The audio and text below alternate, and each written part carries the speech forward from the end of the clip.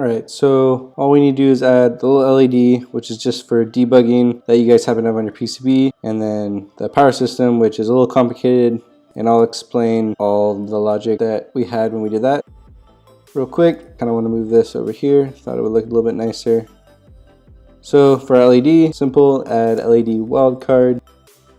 Pick whatever color your heart desires. I'm going to pick a blue one, I like blue, but 0805.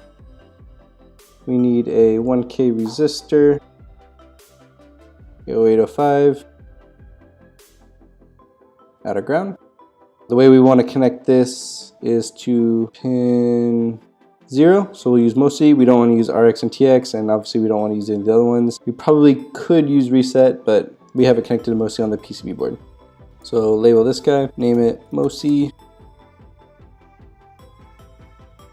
copy this, move it over, copy, connect, and then copy this. And for aesthetics, I'll move this down. And then the text, info, LED. Those are a little debug LED or for funsies. Alright, power system. So we need a battery to power this guy. Add battery. Batteries, LiPo 2S. So 2S stands for 2 cells in series, and that's what we're using, 7.4 volts. Copy a ground into here. And we want to be able to turn on and off our remote, so we're going to need a switch. So SW stands for switch in our libraries, and it's a common abbreviation. This is the switch we're using. The way I actually have it connected is like this on the PCB, but either will be fine. And now we need a voltage regulator. So we're going to take our 7.4 volts, and since I've been using 3.3 volt power symbols, we're going to need to step it down to 3.3 volts. So let's go find a voltage regulator. They will be in our ICs for power, and as you can see, we have a ton of them in here. But it's going to be the MCP for microchip technologies. So the one we use is the 3.3 volt, 300 milliamps. 300 milliamps is plenty to power the AT Tiny, which doesn't take very much. It's a very low power device. The little onboard LED we have won't take much power either. The thumbsticks shouldn't take much power at all, maybe like milli or microamps. The Bluetooth I think takes up to 50 milliamps, so that cuts into our budget a little bit, but 250 milliamps is plenty to power the AT Tiny, the thumbsticks, the LED that we have control over, and everything else we need to do. So this is a perfect device, and it's cheap. Let's go ahead and add it. Now we need to attach some input and output capacitors to it, but first let's do our grounds. To determine the capacitors we need, we will go refer to the datasheet, and to see what we have to do at the shutdown, and the NC stands for not connected. Obviously we don't need to connect that, and we'll actually confirm that in the datasheet too. So if we type info, click on the device, we can go to the link at DigiKey, or we can go to the datasheet directly. So let's go check it out.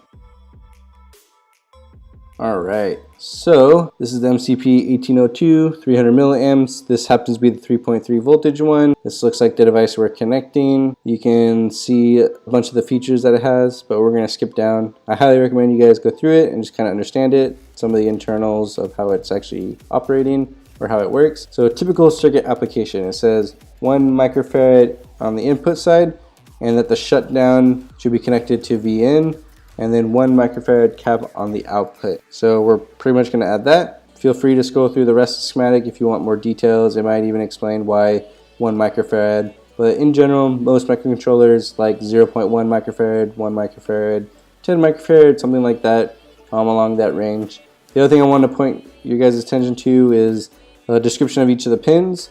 So it does say for most applications 0.1 microfarad capacitance should ensure stability of the low dropout circuit. But if you look out here, the shutdown input is used to turn LDO output voltage on and off. When it is at a logic level high, then the voltage is enabled. When it's pulled low, then the LDO is disabled. So that is why in the schematic above it told us that schematic should be connected to BN.